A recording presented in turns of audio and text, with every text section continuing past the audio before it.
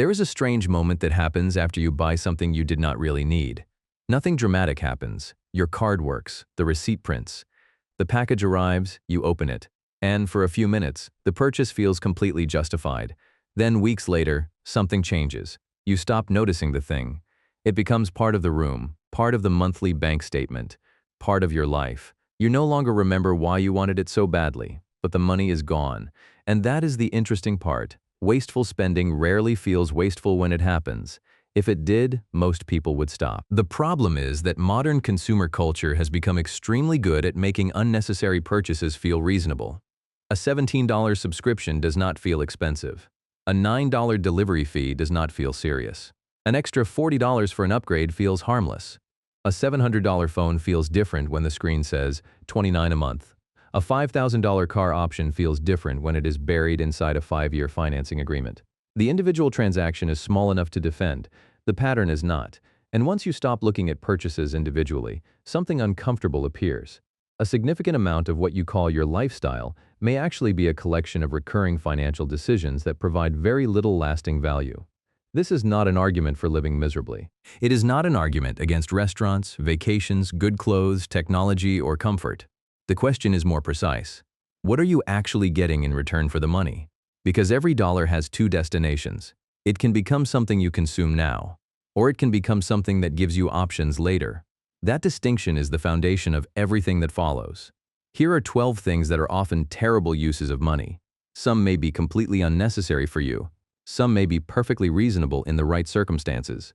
The point is not that the object itself is evil. The point is that you should notice what happens when the purchase becomes automatic. 1. Subscriptions you barely use. Open your bank statement, not your budget, not your spreadsheet, your actual bank statement. Look at the recurring charges. There may be a streaming service you haven't watched in 3 months. A cloud storage plan you forgot you upgraded. An app you downloaded for one specific purpose. A fitness platform you used enthusiastically for 11 days. A premium software subscription you intended to cancel. A membership that renews every month because canceling it requires 30 seconds of effort. This is one of the most sophisticated forms of modern financial waste because the transaction becomes invisible. You don't actively decide to spend the money. The system decides for you. That distinction matters. Suppose you have 6 subscriptions costing an average of $17 a month. That's $102 every month. $1,224 are your year. But the more important number is what happens if that money is redirected for long enough. If $102 a month were invested at an illustrative 8% annual return, compounded monthly, it could grow to roughly $60,000 over 20 years. That is not a promise. Markets do not provide guaranteed returns. It is simply an opportunity cost calculation, and it exposes the real problem. The $17 subscription is not dangerous because $17 is a lot of money. It is dangerous because your brain eventually stops categorizing it as spending. Psychologists sometimes describe this kind of phenomenon through the broader idea of mental accounting. We don't experience every dollar equally. Money attached to a recurring automatic payment can feel psychologically different from money we physically hand to someone. The transaction happens without a new decision, and anything that does not require a new decision is easy to ignore. The solution is brutally simple. Every 3 months, review every recurring charge, not just the expensive ones. All of them. Ask, if this disappeared tomorrow, would I actively pay to get it back? If the answer is no, cancel it. You can always subscribe again, but most people discover that they never do. 2. Extended warranties you don't need. You're standing at the checkout. You have just spent $1,000 on a TV, or $500 on a laptop, or several $1,000s on an appliance. Then comes the question, would you like the extended protection? It sounds responsible, almost virtuous. You're protecting your purchase. But sometimes you're simply purchasing insurance against a risk that is already small, while paying a company to assume that risk at a profit. The Federal Trade Commission specifically advises consumers to compare extended warranties and service contracts with the coverage already included with the product, and to examine exclusions, deductibles, fees, and the likelihood that the item will actually need expensive repairs. And this is important. An extended warranty is not automatically a scam. For an expensive item that is unusually unreliable, difficult to repair, or financially devastating if it fails, additional coverage can make sense. But buying it automatically is the mistake.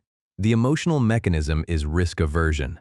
Your brain sees a possible $1,000 repair. It does not see the probability of that repair. so paying $150 to eliminate the possibility feels rational. The salesperson knows this. The offer appears at exactly the moment when your emotional attachment to the purchase is highest. You have already decided to spend the money. Now you're being asked to spend just a little more. This is a classic example of how small additions become expensive. The purchase is already psychologically complete. The extra $150 feels like a footnote, but a footnote can still cost $150. Before buying protection, ask 3 questions. What does the original warranty already cover? What exactly does the extended plan add? And if the product fails, would paying for the repair actually damage my finances?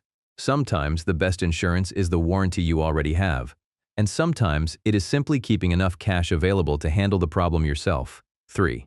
Buying a new car when a reliable used one would do? There are few purchases where the difference between emotional value and economic value becomes more obvious than a car.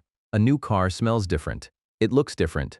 You are the first owner. There is no history, no previous driver's coffee stains, no mystery scratches, no question about where it came from, but you're also paying for the privilege of being the person who absorbs the early depreciation. And depreciation is unusual because it takes money from you without requiring you to do anything. You can park the car in your driveway, sleep, wake up, and the asset can be worth less. The mistake is not buying a new car. Sometimes a new car is perfectly rational. The mistake is pretending the monthly payment tells you what the car costs. It doesn't. A $600 monthly payment tells you almost nothing by itself.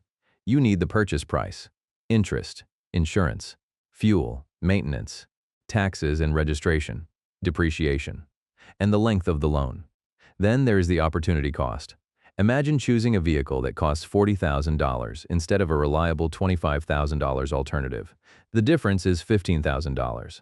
That $15,000 could remain invested, or become part of a house deposit, or fund a business, or build an emergency reserve, or simply reduce the amount of income required to maintain your life. The car may be comfortable, it may be beautiful, it may even make you happier. That's fine. But don't call it transportation if a large part of the purchase is actually status. Thorstein Veblen wrote about conspicuous consumption more than a century ago. The use of goods partly to communicate social position. Modern advertising has simply made the mechanism more sophisticated. You're not always buying the car. Sometimes you're buying the identity attached to the car. And identity is one of the most expensive things to finance. 4. Buying the latest phone when yours still works. There is something psychologically clever about technology. It becomes old before it becomes useless. Your phone can still make calls, still send messages, still run your applications, still take excellent photographs.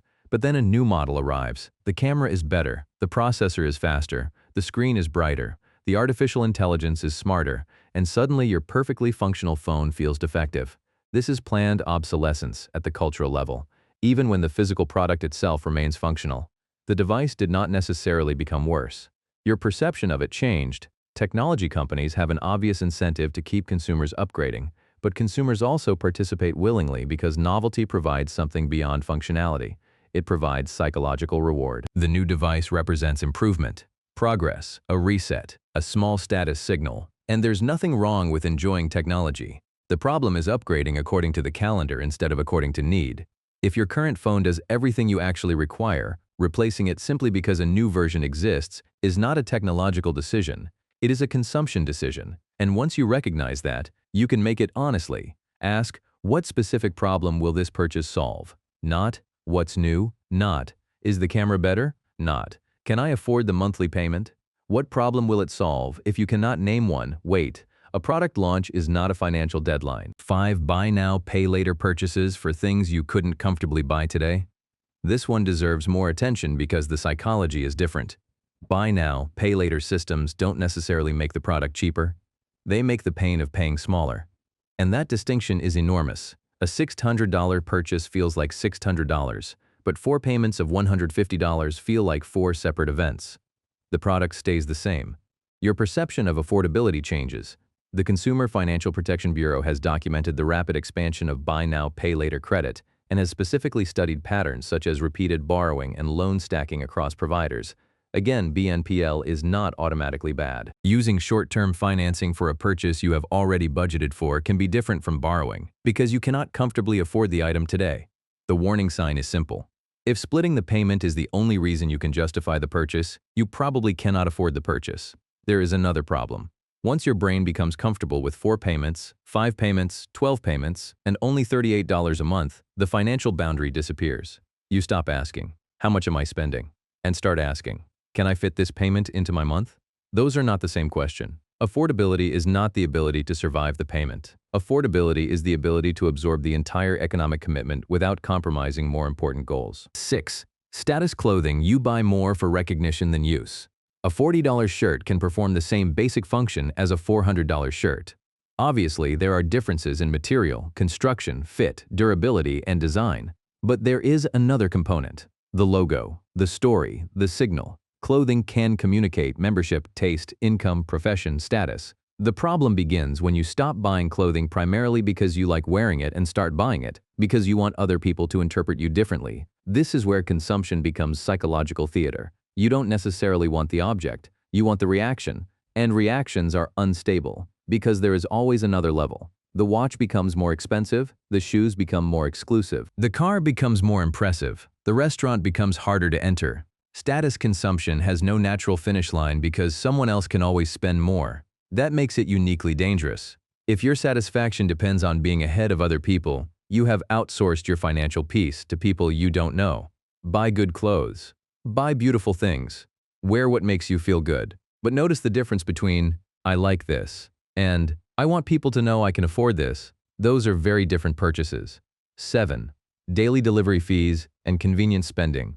You're not paying $12 for lunch. You're paying $12 for lunch plus delivery, plus service fees, plus small order fees, plus taxes, plus the invisible cost of ordering because you're tired. The food may be perfectly reasonable. The problem is repetition. Convenience is one of the few products where the price becomes difficult to notice because you're buying relief. You're tired. You don't want to cook. You don't want to drive. You tap a button, problem solved. And this is why convenience spending is so powerful. It is not really selling food. It is selling the removal of friction. There is nothing wrong with paying for that occasionally. Time has value. But if convenience becomes your default response to every small inconvenience, you can quietly create an expensive lifestyle. Imagine spending an additional $12 3 times a week. That's about $1,872 a year. At an illustrative 8% annual return, redirecting that amount for 20 years could produce roughly $91,000. Again, that is not a guaranteed investment outcome. It simply shows what recurring spending is competing against. And this is where the opportunity cost principle becomes uncomfortable. The delivery fee isn't competing only with your lunch. It is competing with your future. 8.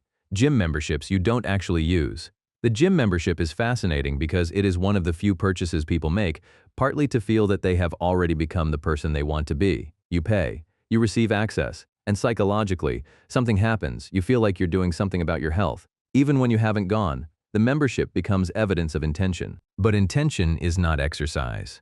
If you go 4 times a month and pay $50, each visit is effectively $12.50. If you go twice, it's $25. And if you stop going entirely, it becomes a monthly donation to a business you're not using. There is a useful distinction here. You don't need to cancel every gym membership. You need to stop paying for identities you're not practicing. If you genuinely use the gym, keep it. If you don't, cancel it. Then find the lowest friction form of exercise you will actually perform. Walking, running, home workouts, cycling, sports, whatever works. The cheapest effective fitness system is usually better than the most impressive one you never use.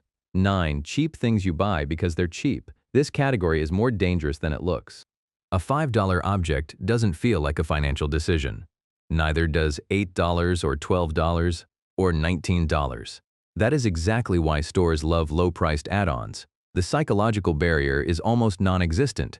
You see something mildly interesting. You think, it's only $5, and you buy it. The next week, another thing, then another. The problem isn't the price of the individual object. The problem is that cheap has become a substitute for worth buying. Those are different concepts. Something can be cheap and completely wasteful. The question should not be, how cheap is it?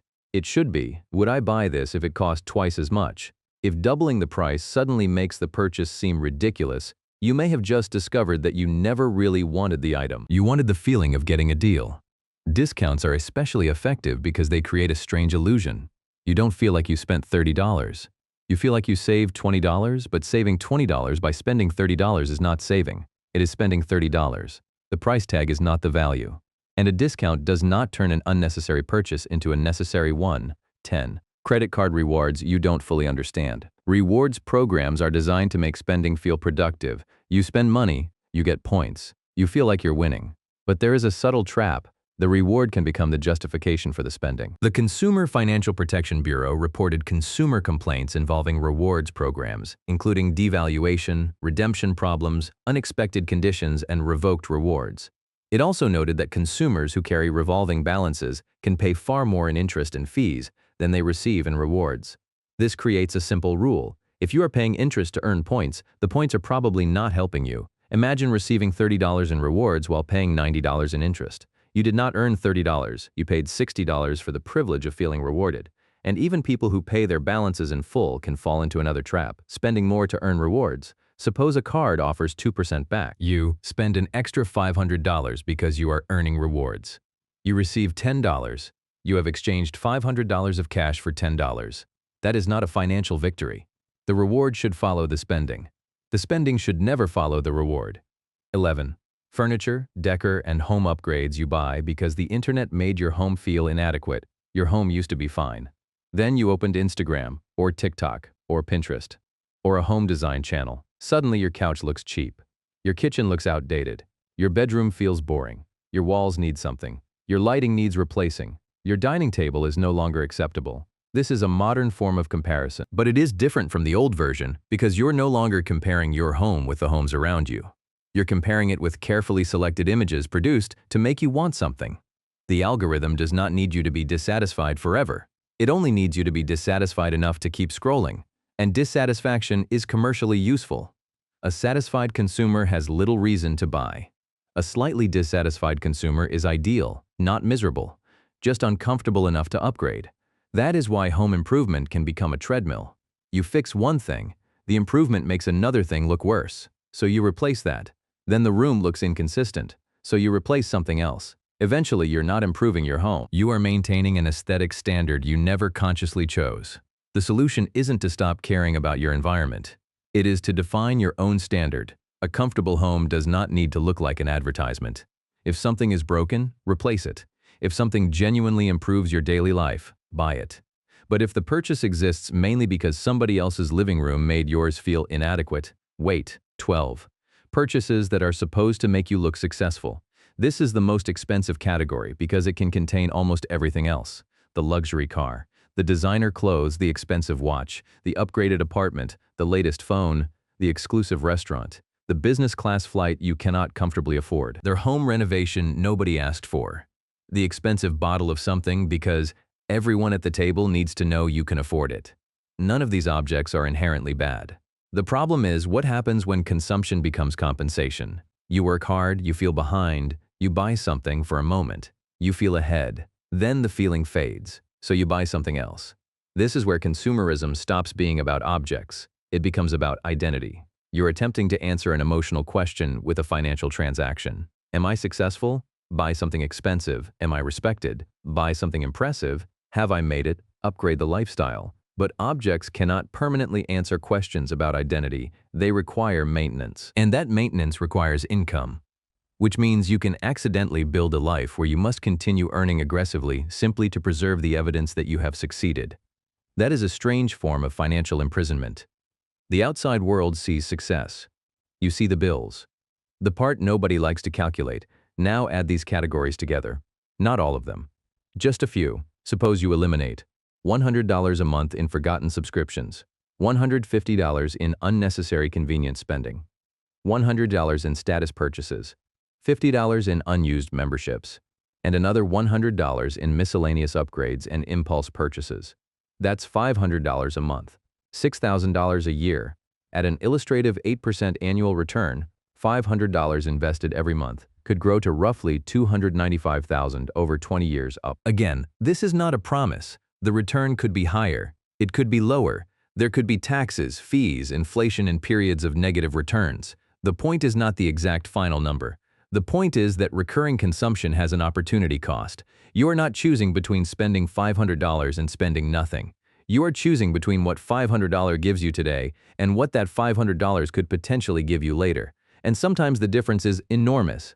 This is why the sentence, "It's only $20" is mathematically incomplete. The correct sentence is, "It's $20, and I am choosing this instead of everything else that $20 could become." That doesn't mean you should refuse every $20 purchase. That would be ridiculous. Money exists to be used. The goal is not maximum deprivation. The goal is intentional consumption. But what about enjoying your money? This is where the argument can easily become stupid, because there is another kind of financial waste. Saving everything while refusing to spend money on anything that genuinely improves your life. That is not wealth either.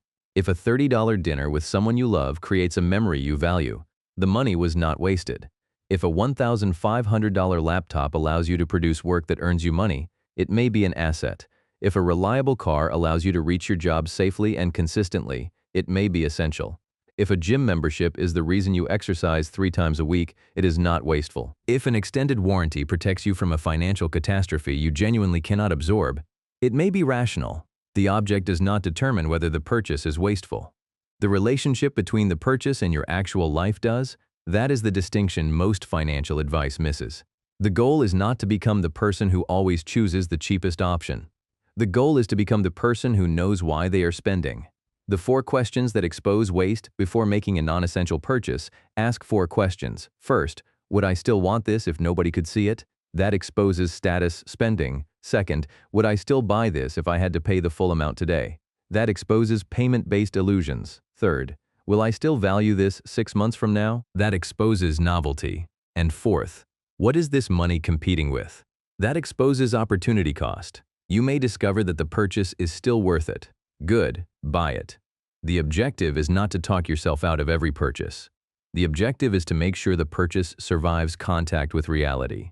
The deeper problem is not spending. The deeper problem is automaticity. You stop choosing. You subscribe. You renew. You upgrade, you finance, you tap, you click, you accept, and eventually your lifestyle becomes the accumulated result of hundreds of decisions you no longer remember making. That is how people can earn more money every year and still feel financially trapped. Their income increases, but their obligations increase with it. The new salary does not create freedom. It creates a more expensive version of the same life. This is why wealth is not simply income. Income tells you how much money enters your life. Wealth tells you how much freedom survives after the money leaves, and the difference is enormous. Build friction where you need it. The obvious solution is discipline, but discipline is unreliable. A better solution is architecture. Cancel automatic subscriptions. Remove saved payment information from websites you impulse buy from. Create a 48-hour waiting period for non-essential purchases above a certain amount. Don't keep shopping apps on the first page of your phone. Move savings automatically on payday. Separate money for necessities from money for discretionary spending. And most importantly, make your financial goals visible. Because your brain needs to see what the alternative is. If you only see the $800 TV, the purchase looks like a TV. If you see the $800 TV next to your emergency fund, retirement account, business capital, house deposit, or debt balance, it becomes a choice. That is what financial maturity actually looks like. Not refusing to spend, seeing the trade. Return to the subscription. Remember that forgotten subscription, the one that costs $17. The charge appears every month. Nothing happens. You don't feel poorer. You don't notice it. And that is precisely the problem. Money rarely disappears in dramatic ways. It leaks. $17 here. $33 there. Dollars for convenience. $50 for a membership. $90 for an upgrade. $150 for a protection plan. $600 for something you could have bought for $300. None of these decisions looks catastrophic, but your financial life is not built from dramatic decisions. It is built from repeated ones. The most important financial question is therefore not, can I afford this? It is this worth what I'm giving up for it? Because money is more than purchasing power. It is stored time. You worked for it. You traded hours of your life for it. And when you spend it, you are deciding what those hours were worth. That does not mean every purchase must be productive. Some money should buy pleasure, some should buy convenience, some should buy beauty, some should buy experiences. But if you repeatedly spend your money on things you barely use, barely remember, or only bought to impress people you barely know, the problem is no longer the price. The problem is the trade. You're exchanging pieces of your future for things your present self may barely value. And that is perhaps the biggest waste of money of all, not spending money. Spending it without knowing what you're actually buying. Because real wealth is not the ability to buy everything you want. It is reaching the point where your money gives you something far more valuable than another possession. It gives you options, it gives you time, it gives you room to say no. And eventually, if you build enough of it, it gives you something most expensive. Purchases never can. The